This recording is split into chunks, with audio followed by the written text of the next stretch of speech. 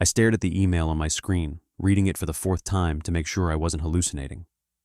The Gulf Coast Environmental Solutions letterhead looked legitimate enough, but the content seemed too good to be true.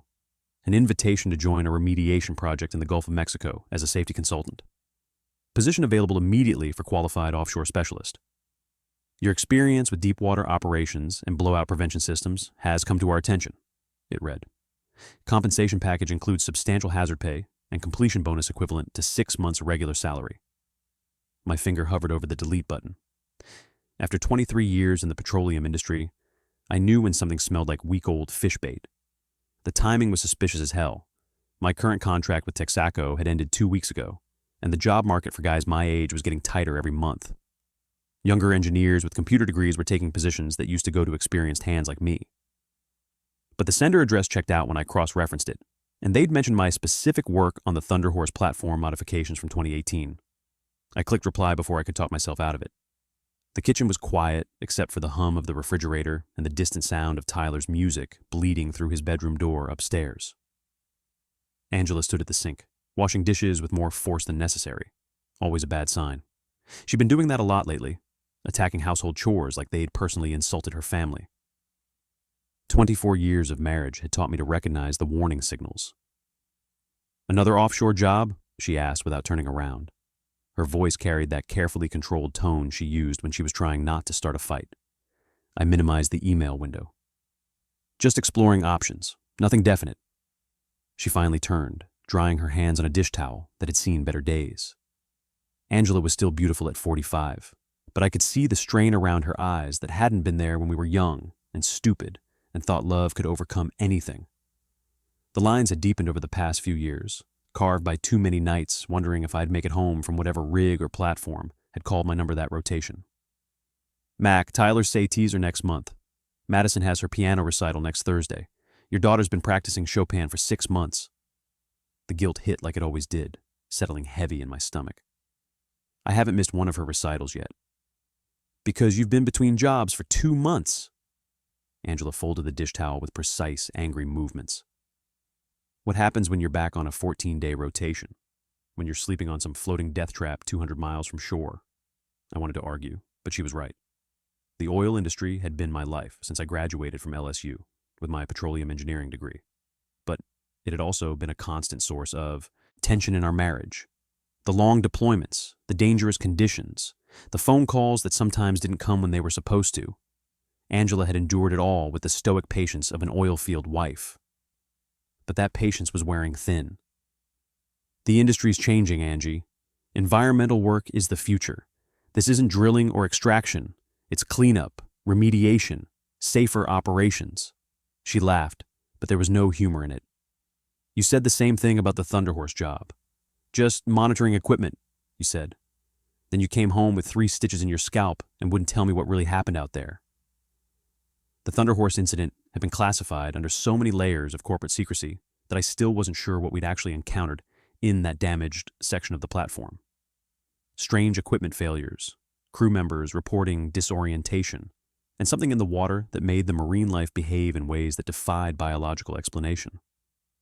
I'd signed enough non-disclosure agreements to paper our living room, and the hazard pay had covered Madison's braces and Tyler's car insurance for a year.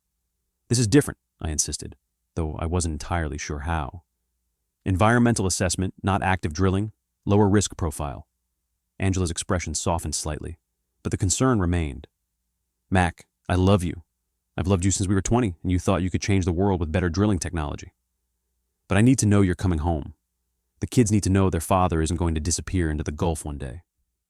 Before I could respond, Tyler appeared in the kitchen doorway, all 6'2" of him moving with the casual arrogance of a 16-year-old who thought he knew everything.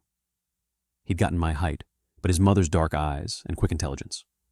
His hair was deliberately messy, and he wore the kind of expensive sneakers that cost more than my first car payment. "Dad's taking another job?"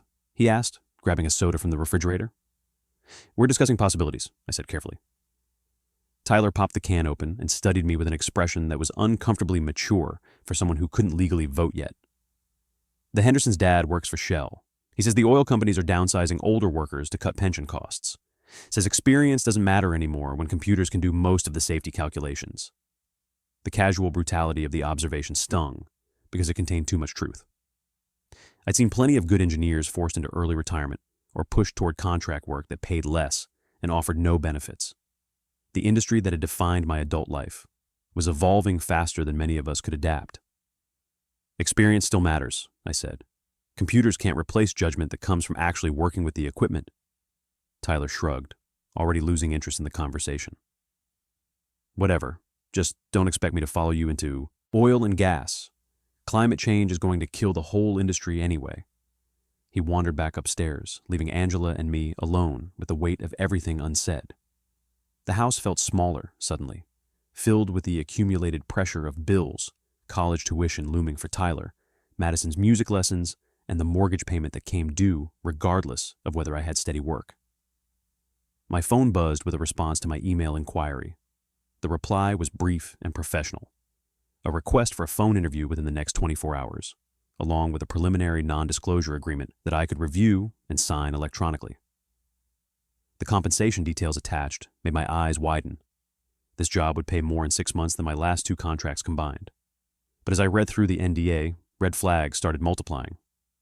Clauses about proprietary environmental data, experimental remediation techniques, and geological anomalies requiring specialized expertise.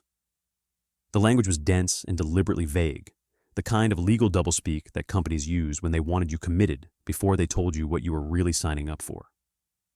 Angela looked over my shoulder at the phone screen. What kind of environmental work requires that level of secrecy? It was exactly the question I'd been trying to avoid asking myself. The phone interview came at 7 the next morning, earlier than any legitimate company would normally schedule such calls.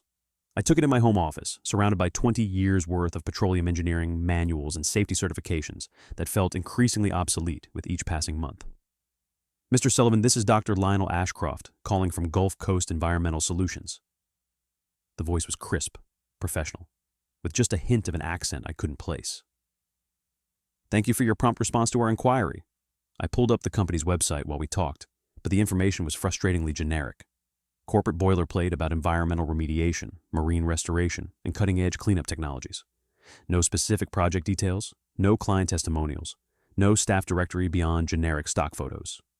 Your experience with the Thunder Horse platform caught our attention, Ashcroft continued, particularly your work with subsea monitoring systems and pressure anomaly detection. That stopped me cold. The Thunder Horse incident had been classified at levels that should have made it invisible to anyone outside of corporate executives and federal oversight agencies. How did a relatively unknown environmental company have access to those records? I'm not sure what information you have about that project, I said carefully, but most of the technical details are covered under confidentiality agreements. Of course, we're not asking you to violate any existing NDAs, but your demonstrated ability to work with unusual subsea conditions makes you uniquely qualified for our current needs. The pause before unusual subsea conditions sent a chill down my spine. During the Thunder Horse assignment, we'd encountered equipment malfunctions that defied standard engineering principles. Pressure readings that fluctuated wildly without corresponding environmental changes. Marine life exhibiting behavioral patterns that marine biologists couldn't explain. And throughout it all, a persistent low-frequency vibration that seemed to come from somewhere far below the seafloor. What exactly does this project involve? I asked. Environmental assessment and remediation of a legacy contamination site in the Gulf of Mexico. Previous industrial activity has created ongoing hydrocarbon seepage that requires specialized expertise to address properly. Standard corporate speak, but something about his tone suggested there was much more to the story. What kind of previous industrial activity? Deep drilling operations from the 1980s. The original project was terminated following equipment failures, but recent environmental monitoring has detected increased seepage activity. We need someone with your background to assess the situation and recommend appropriate containment measures. I made notes as he spoke, but the timeline bothered me. Most Gulf operations from the 80s had been thoroughly documented, with detailed decommissioning records and ongoing environmental monitoring.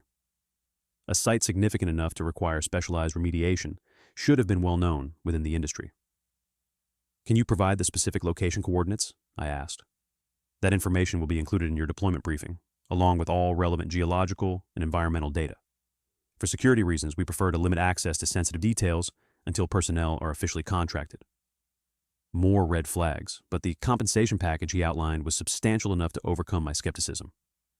6 months of work at nearly double my usual day rate, plus hazard pay and a completion bonus that would cover Tyler's first year of college tuition with money left over for Madison's education fund. The deployment schedule is accelerated, Ashcroft explained. We need you on site within 72 hours. Can you commit to that timeline? 3 days to get my affairs in order, pack for an extended rotation, and report to whatever location they specified. It was rushed by industry standards, but not impossibly so. Assuming the contract terms are acceptable, yes. Excellent. You'll receive all documentation within the next few hours. Please review everything carefully, as the non-disclosure requirements are quite comprehensive. After the call ended, I sat in my office staring at the framed photograph on my desk. Angela, Tyler, and Madison at last year's Christmas, all of us smiling in front of our tree.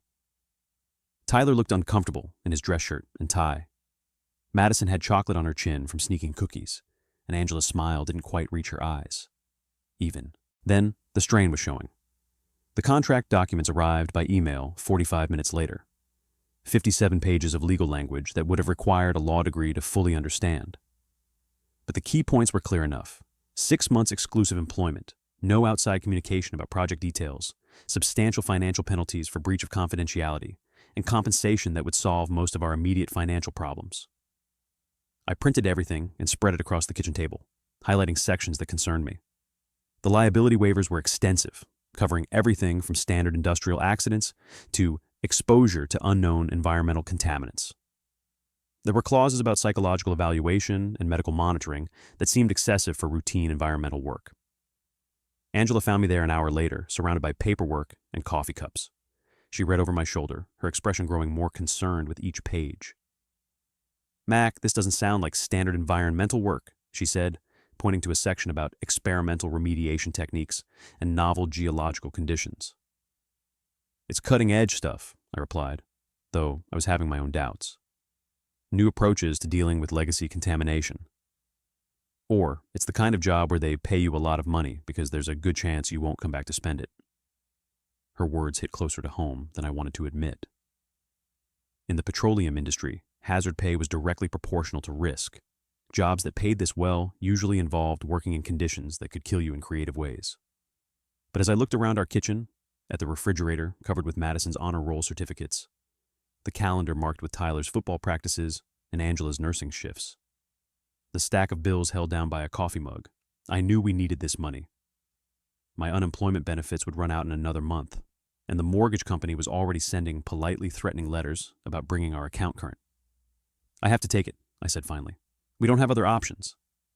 Angela was quiet for a long time, studying the contract documents with the same intensity she brought to patient charts at the hospital. Finally, she sighed and squeezed my shoulder. "Then promise me you'll be careful. Promise me you won't take any unnecessary risks just to prove something to yourself or anyone else." I covered her hand with mine, feeling the wedding ring she'd worn for 24 years. "I promise, just environmental work, no heroics." But even as I said it, I wondered if that was a promise I could keep. 2 days later, I stood in our bedroom at 5 a.m, packing my duffel bag while Angela pretended to sleep.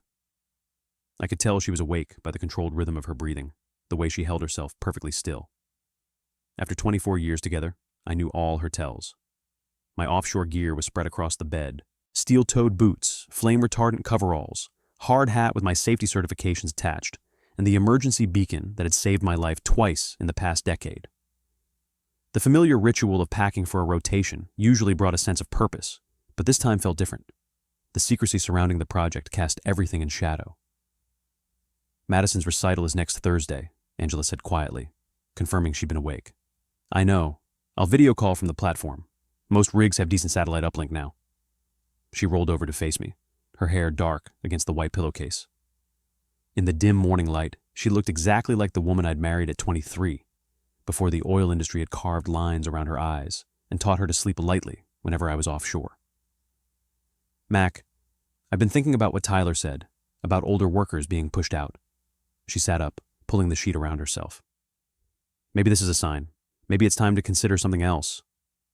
I continued folding shirts, avoiding her eyes. "Like what? I've been doing this for 23 years. It's what I know." You could teach. LSU's petroleum engineering program is always looking for instructors with field experience, or consulting work that doesn't require living on platforms for weeks at a time. Teaching. The suggestion stung because it felt like admission of defeat, acknowledgement that my active career was over.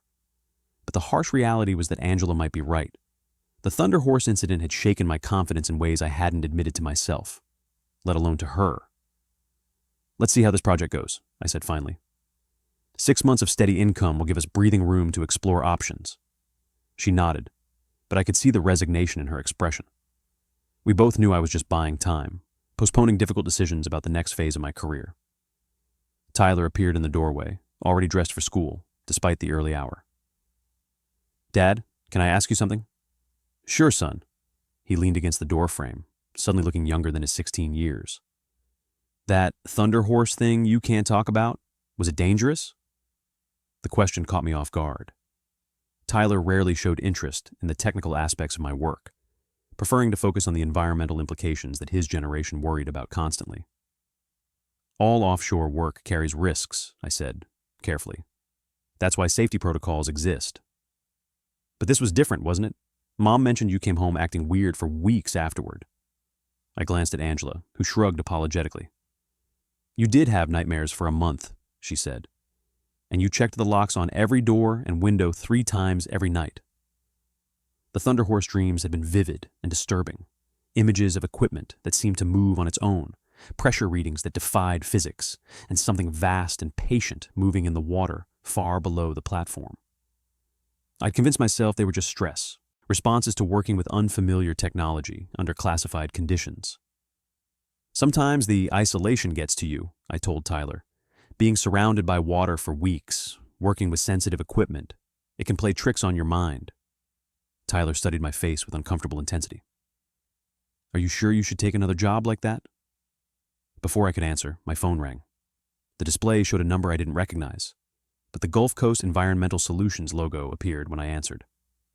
Mr. Sullivan, this is Captain Roy Hutchinson. I'll be commanding the vessel for your deployment. Transport helicopter will pick you up at Lakefront Airport in 2 hours. Do you have the coordinates? I'll be there, I confirmed, scribbling down the information he provided. The helicopter ride over Lake Pontchartrain and into the Gulf took 90 minutes, giving me time to study the briefing materials they'd finally provided. The target location was designated as Site Echo 7, approximately 140 miles southeast of New Orleans, in water depths averaging 230 meters. The geological survey showed a relatively flat-bottom profile with some unusual acoustic anomalies that were attributed to legacy industrial debris. What bothered me was the complete absence of historical records. According to the documentation, no major drilling operations had occurred in this sector during the time frame they'd mentioned. Yet, they were describing extensive contamination from deep penetration drilling activities that had supposedly taken place during the mid-1980s. As we flew deeper into the Gulf, I noticed the water color changing from the muddy brown of coastal areas to the deep blue of open ocean. But there was something else, a subtle shift in the light patterns that I couldn't quite identify. The surface seemed to have an unusual quality, almost oily, that created strange reflections despite the clear sky. The pilot, a weathered woman with 20 years of offshore transport experience, noticed my attention to the water below. Weird algae bloom this year, she said over the headset. Started showing up about 6 months ago. Marine biologists can't figure out what's causing it. I looked more closely and realized what I was seeing. The surface had a faint greenish tint that became more pronounced as we approached our destination. It reminded me of something, but I couldn't place the memory until we were almost at the platform. Thunder Horse. During the final week of that assignment, the water around the platform had developed a similar discoloration. The marine biology team had attributed it to unusual bacterial activity, possibly triggered by chemical changes in the water column. But they'd never identified the source of those changes. The platform came into view as a dark silhouette against the horizon. Even from a distance, I could see it was larger than the typical research vessel I'd been expecting. The structure looked purpose-built for heavy industrial work, with a drilling derrick that had been modified to support specialized equipment. As we circled for landing, I noticed something that made my chest tighten with unease. The water immediately around the platform was distinctly different from the surrounding area. Not just the greenish tint I'd observed during the flight, but an almost luminous quality that seemed to pulse gently with the wave action. Whatever we were here to investigate, it was already making its presence known. The helicopter touched down on the platform's landing pad with a metallic thud that vibrated through the entire structure. I climbed out, duffel bag in hand, and took my first real look at what would be home for the next 6 months. The converted drilling platform was more substantial than it had appeared from the air, maybe 300 feet long with a superstructure that rose 4 stories above the main deck. Fresh paint couldn't disguise the fact that this was an older rig, probably from the early 90s, but the modifications were extensive and clearly recent. Captain Hutchinson met me at the landing pad, exactly as his voice had suggested over the phone. Weathered, competent, with the bearing of someone who'd spent decades commanding vessels in dangerous waters. His handshake was firm but brief, and his eyes held the cautious assessment that experienced offshore workers gave to newcomers. "Welcome to Platform Echo 7, he said, leading me toward the main structure. "We'll get you settled, then brief you on current operations." As we walked across the deck, I noticed the unusual quiet that seemed to hang over the platform. Most offshore installations buzzed with constant activity: generators, pumps, ventilation systems, crew conversations. This place felt muted, as if sound itself was being absorbed by something unseen. "Small crew for a platform this size," I observed, noting the absence of the usual deck activity. "Specialized operation," Hutchinson replied. "Environmental assessment doesn't require the same manpower as active drilling. Most of our work is monitoring and analysis." He led me into the main structure, where the corridors were narrower than I'd expected and painted in institutional green that reminded me uncomfortably of hospitals. The air had a metallic taste that I recognized from other offshore platforms, but underneath it was something else, a faint chemical smell that I couldn't identify. We stopped at a bank of monitors where a woman in coveralls was checking readouts that scrolled across multiple screens. She looked up as we approached, mid-30s, with sharp, intelligent eyes and the competent manner of someone who understood her equipment intimately. "Lisa Rodriguez, chief engineer," she said, offering a handshake that was firm without being challenging. "Max Sullivan, right? Heard you worked Thunder Horse. That was some serious engineering on those subsea manifold modifications." I was surprised she knew about the Thunder Horse work in such detail. The project had been classified, with most technical information restricted to need-to-know personnel. "You worked that platform?" "Consulting basis. Pressure monitoring systems." She gestured toward the readouts she'd been studying. "Similar work here, actually. Tracking subsea pressure differentials and flow patterns." The data scrolling across her screens looked more complex than standard environmental monitoring. Depth measurements, pressure gradients, seismic activity, and what appeared to be chemical composition analysis in real time. Whatever they were tracking down there was generating a lot of information. "What exactly are we monitoring?" I asked.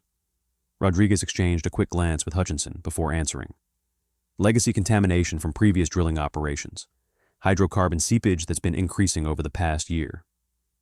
Hutchinson led me further into the platform to meet the rest of the team. Dr. James Whitfield was in his late 40s, with prematurely gray hair and the pale complexion of someone who spent most of his time indoors or in laboratories. His geological surveys were spread across a table in what had been converted into a research workspace. "Fascinating geology in this region," he said, barely looking up from his charts. "Sediment layers that don't match conventional formation patterns, almost like the seafloor has been significantly disturbed by some kind of major event." Dr. Melissa Crane, the archaeologist, puzzled me from the start. Environmental remediation projects rarely required archaeological expertise unless there were concerns about disturbing historical sites. She was reviewing what looked like sonar images of the seafloor, marking areas of interest with different colored pens. "Historical significance to this location?" I asked her directly. "Previous industrial activity that predates modern environmental regulations," she said, carefully. "We want to ensure any remediation efforts don't disturb potentially significant artifacts." The vague answers were starting to form a pattern that made me uncomfortable.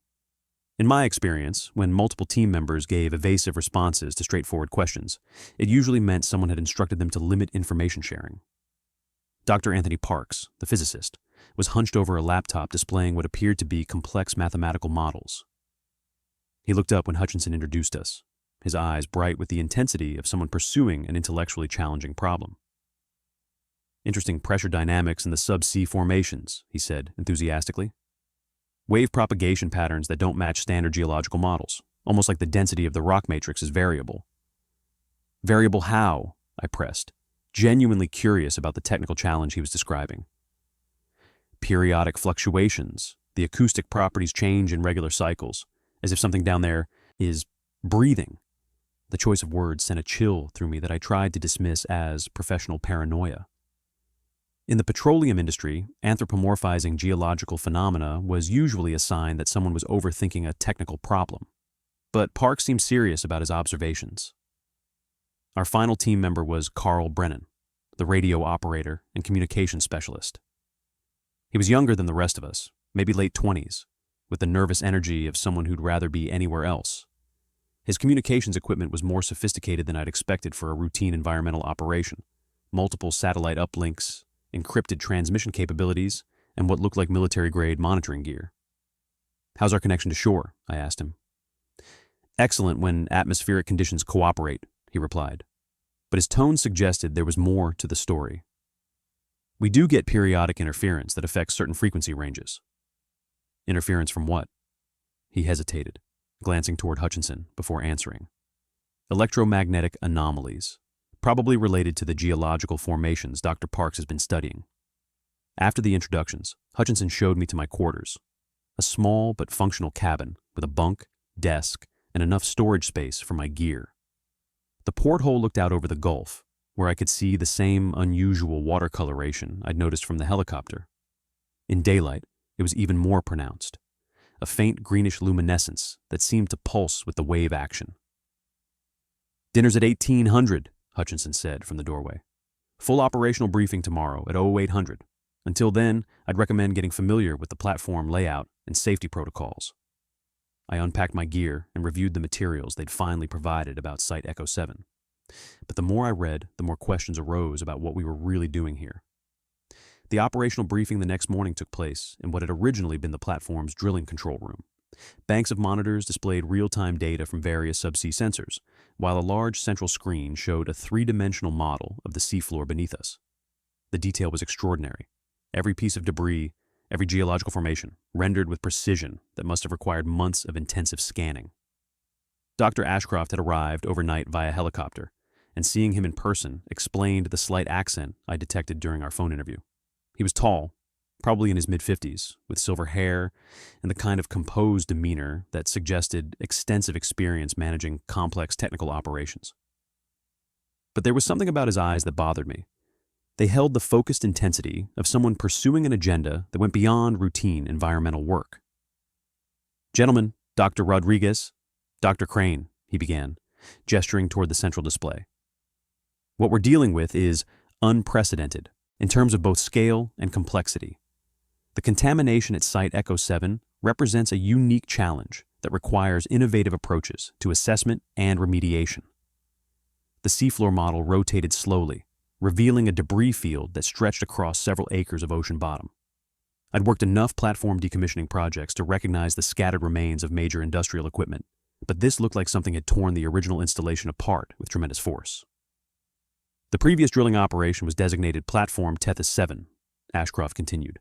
Operational from April 1983 to September 1985, when catastrophic equipment failure necessitated emergency evacuation and platform abandonment. I studied the debris pattern more carefully. Standard equipment failures, even catastrophic ones, typically resulted in controlled platform shutdown and organized evacuation. This looked like the entire structure had been destroyed in a matter of minutes." "What kind of equipment failure?" I asked. Dr. Whitfield consulted his notes. "Uncontrolled pressure release from the primary drilling assembly. The geological formations at depth proved to be unstable under penetration stress." "How deep were they drilling?" "Significantly deeper than conventional operations," Ashcroft replied. "The project was experimental, testing advanced drilling technologies for accessing previously unreachable hydrocarbon deposits." Parks looked up from his calculations. "Based on the debris distribution pattern and geological stress indicators, I estimate they reached depths approaching 50,000 feet, far beyond standard commercial operations. 50,000 feet. The number sent a chill through me because it represented drilling into geological formations that were largely unexplored in the 1980s. At those depths, Pressure and temperature conditions could create chemical processes that conventional petroleum engineering didn't account for. "What happened to the crew?" Rodriguez asked. The question hung in the air for several seconds before Ashcroft answered. 7 personnel were lost during the evacuation. Bodies never recovered due to the severity of the platform destruction. I'd worked enough offshore operations to know that losing 7 people meant more than just equipment failure. It suggested conditions so dangerous that experienced workers couldn't escape even with emergency protocols in place. "Current environmental impact?" I pressed. Dr. Crane activated another display showing water quality measurements from the past year. Hydrocarbon contamination has been increasing steadily, but the chemical composition doesn't match conventional crude oil profiles. The data she showed was genuinely puzzling. Normal petroleum products had predictable molecular structures based on their geological source formations. This contamination showed compounds that I didn't recognize, with molecular chains that seemed too complex for natural hydrocarbon formation. "Biochemical activity," Parks explained, noting my confusion. "The original drilling appears to have accessed hydrocarbon deposits that developed under unique geological conditions. High pressure, elevated temperatures, and mineral interactions that created novel chemical processes."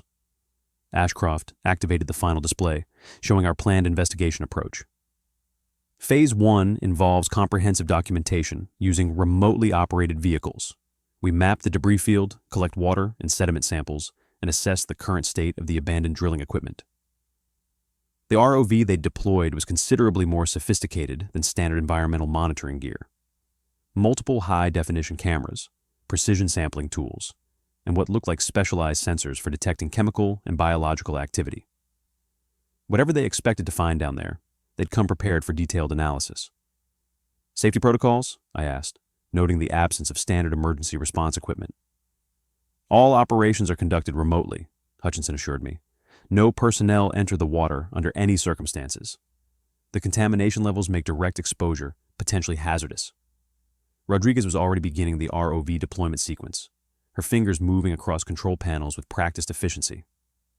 On the main monitor, we watched the submersible descend through increasingly dark water, its lights creating a sphere of visibility in the absolute blackness of the deep gulf. "Passing 100 meters, she reported. "All systems nominal."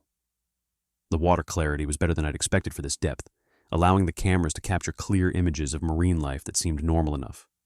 Occasional fish, floating particles of marine snow, the familiar environment of deep water operations. 150 meters, beginning to detect hydrocarbon traces in the water column. At 200 meters, the character of the water began to change subtly.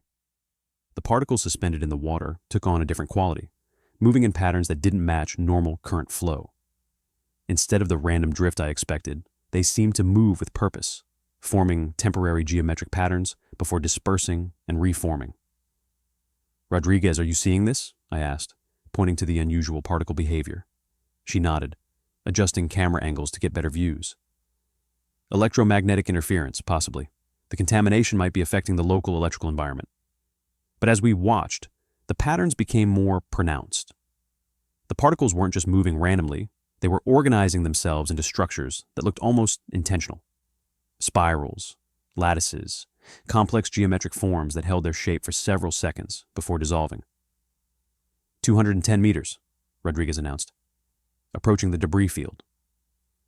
The lights revealed our first glimpse of the seafloor, and what I saw made me step closer to the monitor. Scattered across the bottom were pieces of industrial equipment, but they were covered in something that definitely wasn't normal marine growth. Dark, twisted formations that seemed to pulse with their own internal rhythm, moving independently of the water current. "What is that?" Dr. Crane asked, her voice tight with concern. Parks was already analyzing the visual data. "Biochemically active petroleum. The contamination has developed properties that allow it to form complex structures." I'd worked with crude oil for over 2 decades, but what I was seeing on that monitor challenged everything I understood about petroleum chemistry. Oil was supposed to be essentially dead, fossilized organic matter with no metabolic activity. This looked like it was alive. Rodriguez maneuvered the ROV deeper into the debris field, the lights revealing more of the twisted metal structures that had once been platform Tethys 7. But as we moved closer to the center of the destruction, it became clear that the original platform hadn't just been destroyed. It had been transformed into something else entirely. Jesus Christ, I muttered, studying the central structure that dominated the seafloor. What had once been a standard drilling derrick had been warped and expanded into a massive cylindrical apparatus that rose nearly 40 feet from the ocean bottom. The metal surfaces were covered in that same dark, pulsing growth I'd noticed earlier, but here it was so thick that the original equipment was barely recognizable. The primary drilling assembly, Dr. Whitfield said quietly, or what's left of it. But calling it a drilling assembly didn't do justice to what we were seeing. The original equipment had been modified, enhanced, grown into something that defied conventional engineering. Additional structures extended from the central cylinder like organic appendages, creating a complex that looked more biological than mechanical. "How is this possible?" Dr. Crane asked. "Metal doesn't grow like that." Parks was frantically taking measurements, his instruments registering readings that clearly disturbed him. "The metallurgy has been altered at the molecular level. The steel matrix is showing crystalline structures that shouldn't exist under normal pressure and temperature conditions." I'd seen enough unusual equipment failures in my career to know when something fell outside the boundaries of normal industrial experience. This wasn't corrosion or structural fatigue. This was fundamental transformation of the base materials into something entirely different. "Rodriguez, can you get the ROV closer to the central structure?" Ashcroft requested. His voice carried an intensity that suggested he'd been expecting to find exactly what we were seeing. As the submersible approached, the cameras revealed details that made my skin crawl. The dark growths covering the metal weren't just coating the surface. They were integrated into the structure itself, forming complex patterns that seemed to pulse with internal activity. And at the center of the massive apparatus was an opening that definitely hadn't been part of the original design. "That looks like a borehole," I said, pointing to the circular opening at the base of the transformed drilling assembly. "But the diameter is too large for any conventional drilling equipment." 50-foot diameter, Parks confirmed, checking his measurements. Far beyond anything that existed in the 1980s. The implications were staggering. A borehole that size would require drilling technology that didn't exist even today. Yet somehow, 35 years ago, the crew of Tethys 7 had created an opening into the seafloor that suggested capabilities far beyond conventional petroleum engineering. "How deep does it go?" Rodriguez asked, positioning the ROV's lights to peer into the opening. The cameras revealed nothing but darkness extending far beyond the reach of our illumination. But there was something else, a faint luminescence emanating from somewhere deep within the borehole. Not reflected light from our equipment, but an actual glow that pulsed with the same rhythm as the growths covering the surrounding structure. "Bioluminescence," Dr. Crane suggested. "At this depth, that would require organisms adapted to extreme pressure conditions," Parks replied. "And the light spectrum doesn't match known bioluminescent species." I was beginning to understand why they'd needed someone with my specific background. The pressure dynamics around a borehole this size would create engineering challenges that went beyond standard subsea operations. But more troubling was the growing certainty that whatever we were investigating wasn't entirely geological in nature. "Dr. Ashcroft," I said, turning away from the monitor, "I need to know what we're really dealing with here. This isn't normal contamination from an equipment failure. This is something else entirely." Before he could answer, Rodriguez called out in alarm. "We've got movement down there. The ROV sensors are detecting something large approaching from the borehole." I spun back to the monitor, just in time to see something emerge from the darkness of the opening. At first, I thought it was debris, a piece of equipment dislodged by water currents. But as it moved into the range of our lights, I realized I was looking at something that had never been part of any drilling platform. It was roughly cylindrical, maybe 20 feet long, with a surface that seemed to shift and flow like liquid metal. But it moved with purpose, rising from the borehole with deliberate intent rather than drifting with the current. As it approached our ROV, I could see that its surface was covered in the same dark growths that had transformed the drilling apparatus. "What the hell is that?" Rodriguez whispered. The thing, I couldn't think of a better word for it, seemed to sense our presence. It oriented itself toward the ROV, rotating slowly, as if examining our submersible with some form of sensory apparatus that I couldn't identify. "It's scanning us," Parks said, his voice tight with scientific excitement and growing fear. "The electromagnetic signature is changing in response to our equipment." I watched in fascination and growing horror as the object extended what looked like metallic tentacles toward our ROV. Not attacking, but exploring, touching the submersible's cameras and sampling equipment with movements that were far too purposeful to be mechanical. "Rodriguez, get us back," I ordered. "Whatever that thing is, I don't want it damaging our only way of observing what's happening down there." But even as she worked the controls to retreat, I couldn't shake the feeling that the encounter had been more than casual. The object had approached us with intelligence, had examined our equipment with what seemed like curiosity. And somewhere in my engineer's mind, a terrible possibility was taking shape. What if the transformation of the Tethys 7 drilling equipment hadn't been caused by the discovery of unusual petroleum deposits? What if it had been caused by making contact with something that had been waiting in the deep geological formations, something that had used the drilling operation to gain access to our world? As our ROV retreated to a safer distance, the cylindrical object returned to the borehole, disappearing into the luminous darkness like a whale returning to the depths. But I knew with cold certainty that it would be back, and that whatever we had awakened down there was far more dangerous than contaminated crude oil. The encounter with the cylindrical object changed everything. Over the next 3 days, I noticed subtle shifts in the crew's behavior that set off every alarm bell my 23 years of offshore experience had taught me to recognize.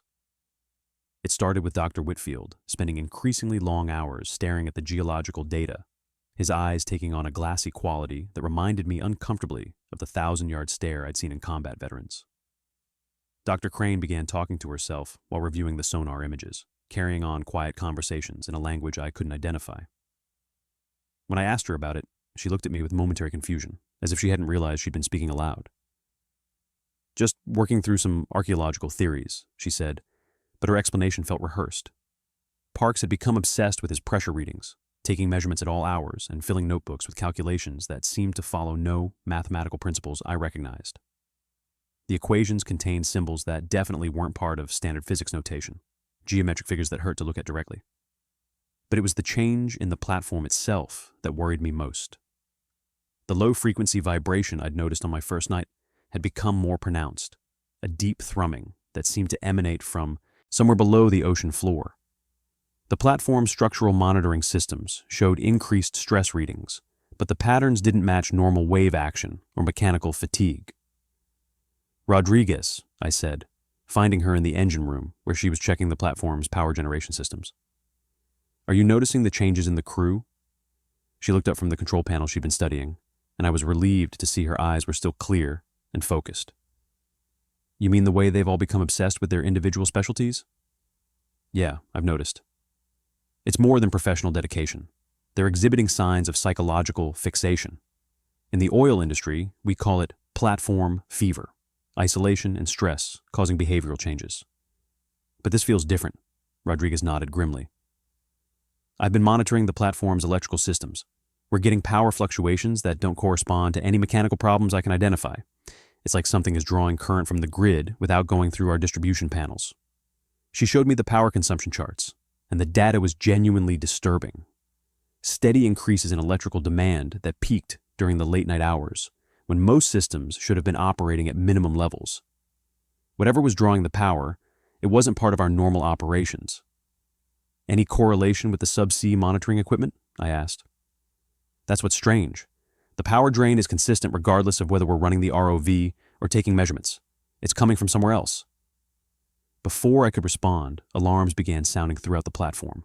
Not the familiar warnings that indicated equipment malfunctions or weather emergencies, but a new signal that I didn't recognize. Rodriguez rushed to her communications panel, checking readings that were flashing red across multiple systems. "What's the status?" I asked. "Pressure surge in the subsea formations," she reported, her voice tight with concern. "The borehole is showing massive activity." I followed her to the main operations center, where the rest of the crew had gathered around the monitoring displays. The seafloor cameras were showing increased luminescence from the transformed drilling apparatus, the dark growths pulsing with energy that created visible light patterns even at this depth. "The electromagnetic readings are off the charts," Parks announced, his excitement overriding any concern for safety. "We're detecting energy patterns that suggest significant activity in the deep geological formations." Dr. Whitfield was studying his geological surveys with an intensity that made me uncomfortable. "The pressure differentials indicate massive movement of material through the borehole system. Something is ascending from the deep formations." "Ascending how far?" I demanded. Based on current readings, the activity extends from the 50,000-foot level all the way to the seafloor interface. The implications hit me like a physical blow. If something was moving through 35,000 feet of rock and sediment, we were dealing with forces that made conventional petroleum engineering look like elementary school science. Captain Hutchinson had been monitoring our communications with shore, but now he was shaking his head in frustration. "I can't reach anyone. All frequencies are experiencing interference."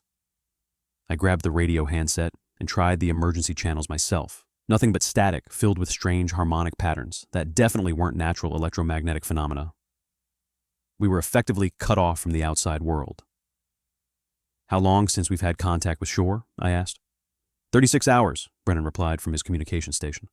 "I've been trying every few hours, but the interference is getting worse." 36 hours without contact violated every safety protocol I knew. Offshore platforms maintain regular communication schedules, specifically to ensure that help could be summoned if conditions deteriorated beyond the crew's ability to handle. But as I looked around the operations center, I realized that some of the crew might not want to contact shore. Dr. Ashcroft was studying the subsea activity with an expression of satisfaction rather than concern. Parks was taking notes with obvious excitement rather than following emergency protocols. Even Whitfield seemed more interested in documenting the geological changes than ensuring our safety. "Rodriguez," I said quietly, "how long would it take to prep the emergency evacuation procedures?" 30 minutes if everyone cooperates, she replied. "But we'd need Captain Hutchinson's authorization to abandon platform." I glanced toward Hutchinson, who was still trying to establish communications. At least he seemed focused on proper emergency response rather than whatever scientific fascination had gripped the others. The platform shuddered beneath our feet, not the familiar motion of a structure riding ocean swells, but a deeper vibration that seemed to come from the seafloor itself. The lights flickered, and several monitoring displays went briefly dark before resuming normal operation. "Seismic activity?" I asked Parks. "Not seismic," he replied, his eyes bright with unnatural enthusiasm. "Mechanical. Something large is moving through the borehole system." Through the operations center windows, I could see the water around the platform beginning to change. The same greenish luminescence that had been confined to the immediate area around the transformed drilling apparatus was now visible at the surface, spreading outward in concentric circles that pulsed with increasing frequency. Whatever was happening in the depths below us was no longer contained to the seafloor. It was rising, and we were directly above it with nowhere to run. The platform's emergency lighting activated as the main power grid fluctuated wildly. Red warning lights cast everything in, hellish shadows while backup generators struggled to maintain essential systems. The thrumming from below had become a constant vibration that I could feel in my bones, and the seafloor cameras showed activity that defied every principle of geology I'd learned in 23 years of offshore work. "Rodriguez, we need to initiate emergency evacuation protocols," I said, but she was staring at one of the monitoring displays with an expression I didn't recognize. Her eyes had taken on the same glassy quality I'd noticed in the others, reflecting the greenish light from the screens in a way that wasn't natural. "The connection is stabilizing," she said, in a voice that sounded like hers, but carried strange harmonic overtones. "The deep drilling can resume." Cold terror shot through me as I realized I was losing her too. Whatever had affected Whitfield, Crane, and Parks was now spreading to Rodriguez, the one crew member I'd counted on to maintain rational perspective on our deteriorating situation. I backed toward the communication station where Brennan was still trying to establish contact with shore. At least he seemed focused on normal emergency procedures rather than whatever scientific obsession had gripped the others. "Any luck reaching the Coast Guard?" I asked. He looked up from his equipment, and relief flooded through me when I saw his eyes were still clear. "Nothing but interference on all frequencies.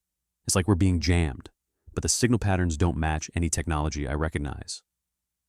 Through the operations center windows, I could see the water around the platform glowing more intensely. The luminescence had spread in a perfect circle, extending at least a mile in all directions, pulsing with the same rhythm as the vibrations beneath our feet. Whatever was rising from the depths was affecting a massive area of the Gulf. Captain Hutchinson appeared beside us, his weathered face grim with professional concern. "Brennan, prep the emergency beacon. Manual activation, highest priority signal." "Yes, sir," Brennan replied, reaching for the emergency communications kit. At least Hutchinson was still thinking like a ship's captain rather than a research scientist. But as I watched him coordinate emergency procedures, I noticed something that made my blood freeze. His pupils were beginning to dilate, despite the bright emergency lighting. And when he turned toward the monitoring displays, his expression showed the same unnatural fascination I'd seen in the others. "Captain," I said carefully, "what's our evacuation timeline?" "Evacuation?" He looked at me with momentary confusion, as if the concept of leaving the platform hadn't occurred to him. "We can't evacuate now. We're on the verge of the most significant discovery in geological history." I grabbed Brennan's arm and pulled him toward the exit. "We're leaving, now." But before we could reach the corridor, Dr. Ashcroft stepped into our path. His composed demeanor had been replaced by something that was simultaneously rapturous and terrifying.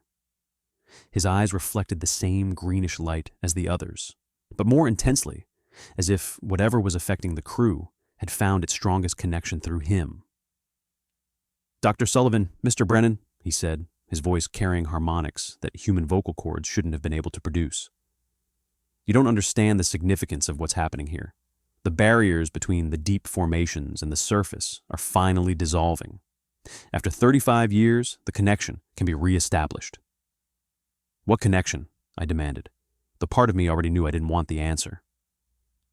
"The original inhabitants of this planet," Ashcroft replied.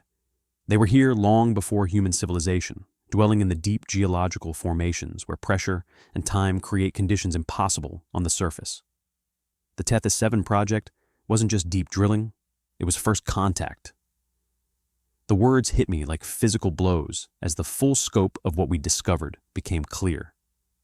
The transformed drilling apparatus, the biochemically active petroleum, the crew's behavioral changes. We weren't dealing with industrial contamination. We were dealing with something that had been awakened by human intrusion into geological realms where it had existed in isolation for millions of years.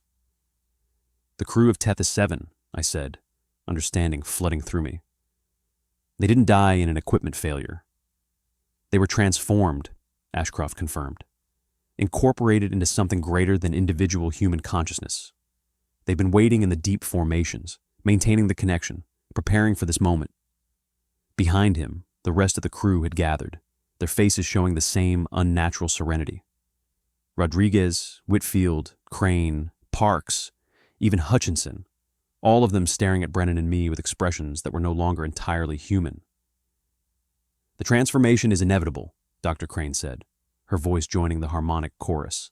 "Resistance only prolongs the discomfort." I looked around desperately for any escape route, but we were surrounded by people I'd trusted, people who had become something else entirely. The platform shuddered more violently, and through the windows I could see something massive breaking the surface of the luminous water. At first, I thought it was debris from the seafloor, but as it rose higher, I realized I was looking at a structure that was impossibly large and clearly artificial. It resembled the transformed drilling apparatus we'd seen on the ocean bottom, but scaled up to proportions that dwarfed our platform. Metallic surfaces covered in that same dark, pulsing growth stretched toward the sky, like the spires of some underwater cathedral. "The deep city rises," Parks whispered, his voice filled with religious awe. "After 35 years of preparation, the barriers between their realm and ours are finally dissolving." Brennan grabbed my arm. "The emergency boat," he said quietly.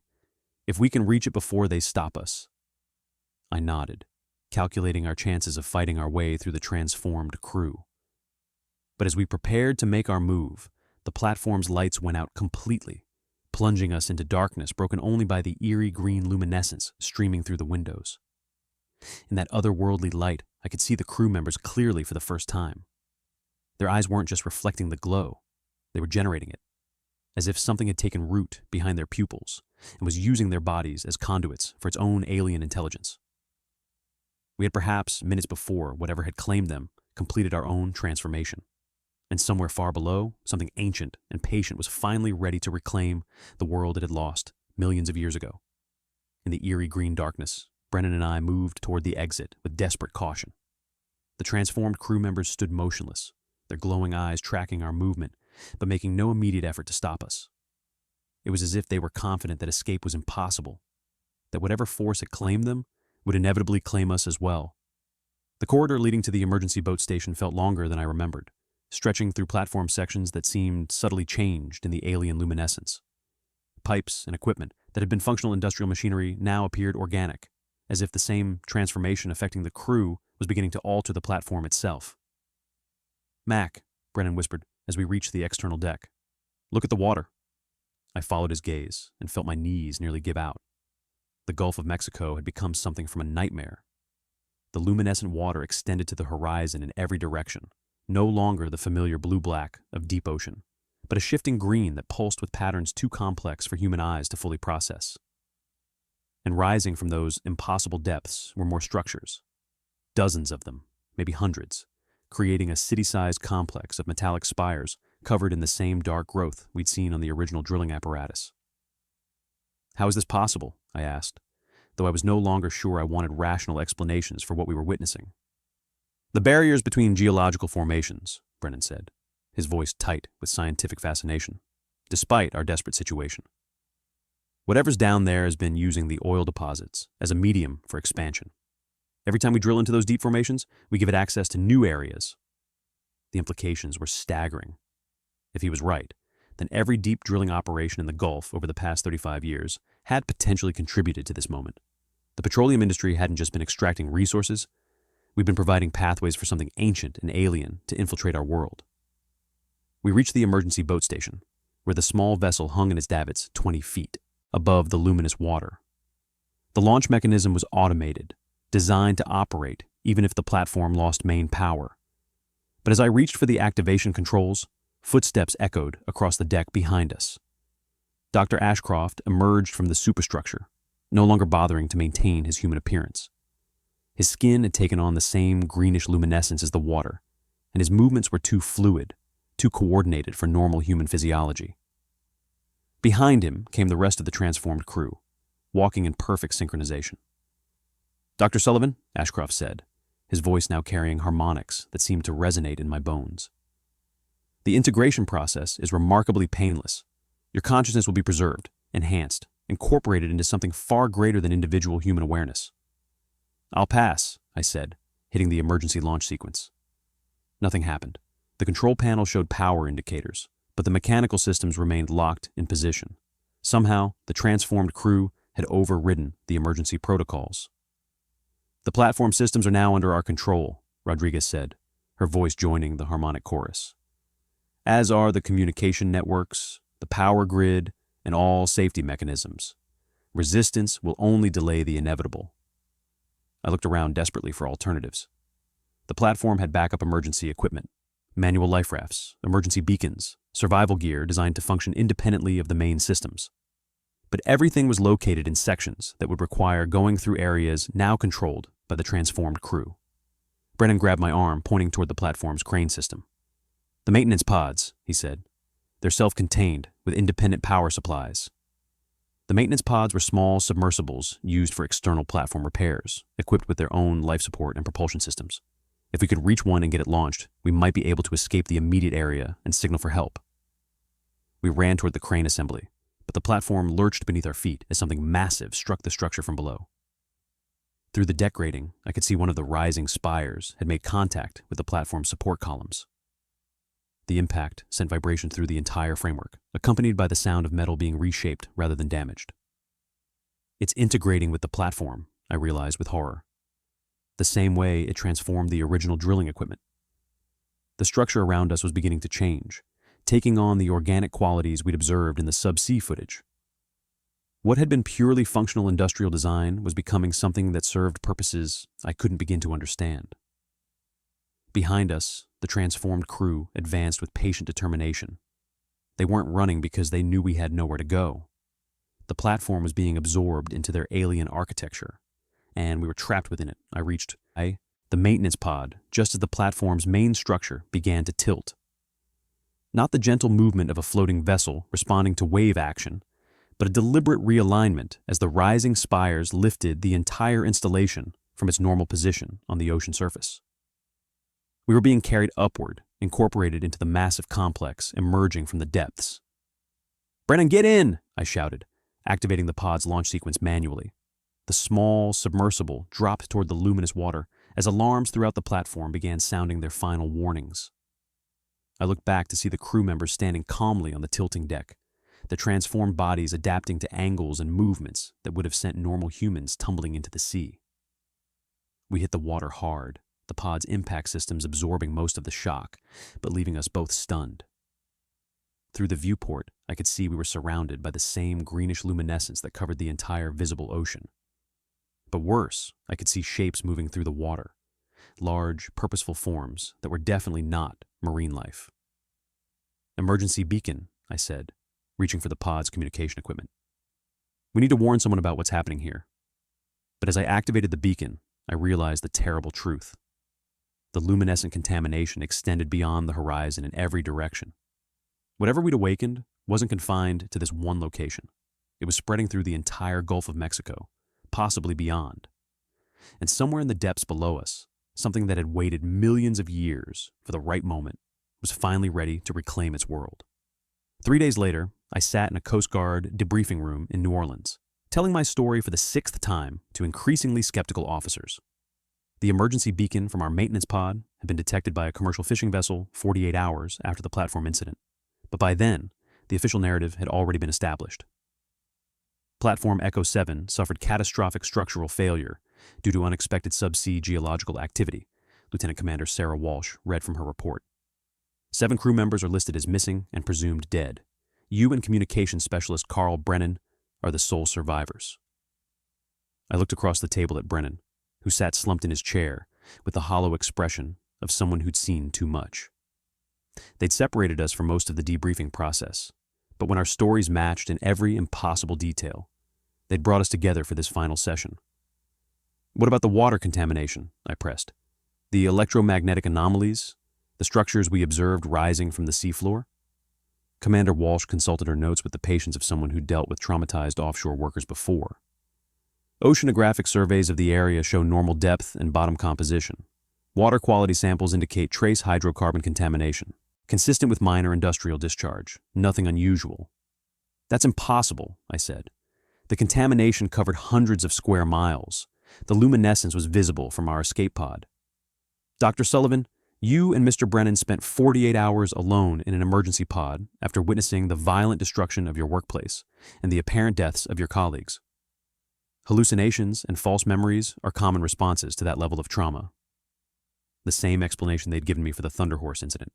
Stress-induced psychological symptoms, the mind creating elaborate explanations for events too traumatic to process rationally. Clean, simple, and completely wrong. But I'd learned not to push.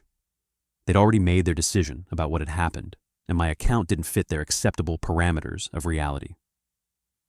"The families of the missing crew members deserve to know the truth," I said finally. "The families will receive full compensation and benefits," Commander Walsh replied. "Sometimes the truth is less important than allowing people to heal and move forward." 2 weeks later, I was back in Houston, sitting in my kitchen and staring at newspaper reports of unusual algae blooms throughout the Gulf Coast. The articles described greenish discoloration in coastal waters, fish kills, and reports of equipment malfunctions on offshore platforms throughout the region. Marine biologists quoted in the stories attributed the phenomena to climate change and normal seasonal variations in water chemistry. Angela had taken Tyler and Madison to her sister's place in Dallas when the news reports first mentioned the platform Echo 7 incident. She'd returned after the official debriefing, but the strain between us had deepened into something that felt permanent. "The kids want to know when things get back to normal," she said, standing in the kitchen doorway with her arms crossed. "I don't know if they do," I replied honestly. I'd spent the past week researching every deep drilling operation in the Gulf of Mexico over the past 40 years. What I'd found was a pattern of incidents, equipment failures, and crew disappearances that stretched back to the early days of offshore petroleum exploration. Most had been dismissed as industrial accidents or explained away as equipment malfunctions, but the timing and locations suggested something far more systematic. "Mac, you need to let this go," Angela said. "Whatever happened out there, it's over. You survived. That has to be enough." But it wasn't over. The green discoloration in coastal waters was spreading. Oil rig workers throughout the Gulf were reporting equipment malfunctions and crew behavioral changes that matched what I'd witnessed on Platform Echo 7. And buried in maritime incident reports, I'd found references to other survivors who'd tried to tell similar stories about transformed crew members and structures rising from impossible depths. Most of those survivors had been quietly discredited or had simply disappeared from public record. My phone rang just after midnight on a Tuesday. I'd been sitting at my computer, cross-referencing drilling permits with geological survey data, when the caller ID showed a number I didn't recognize. Max Sullivan? The voice was distorted, carrying electronic artifacts that suggested a heavily encrypted connection. Who is this? My name is Dr. Patricia Vance. I worked the Atlantis platform in 1997 when we encountered similar phenomena to what you experienced at Echo 7. I sat up straighter, suddenly wide awake. Are you saying there have been other incidents? Dozens of them over the past 40 years. Every time we drill deep enough into the right geological formations, we make contact. Most of the time, the incidents are contained through various means. But what happened at your platform was different, larger scale. How do you know about Echo 7? Because I've been tracking these events for 25 years, trying to understand the pattern and find a way to stop them permanently. What you witnessed wasn't an isolated incident, Mr. Sullivan. It was a successful emergence. The implications of her words sent ice through my veins. Successful how? The entities you encountered have been trying to re-establish themselves in our environment for millions of years. Previous incidents were reconnaissance, preparation, but at Echo 7, they achieved stable integration with surface infrastructure. Through my kitchen window, I could see the Houston ship channel, where the same faint greenish glow I'd observed from the platform was now visible beneath the water's surface. It pulsed gently with the tide, spreading slowly but inevitably toward the industrial heart of America's petroleum industry. Dr. Vance, I said, I think they're already here. I know, she replied. The question now is whether there's still time to do something about it, or if we're just documenting humanity's final chapter. I looked at the stack of incident reports on my kitchen table, then at the family photos on the refrigerator. Tyler in his football uniform, Madison at her piano recital, Angela smiling at some long-ago birthday celebration. Normal life, the kind I'd taken for granted until I'd seen what was waiting in the deep places of the world. Somewhere in the depths of the Gulf of Mexico, something ancient and patient had finally found the key to our world. And all my years of expertise, all my understanding of pressure and geology and industrial safety had only helped them open the door.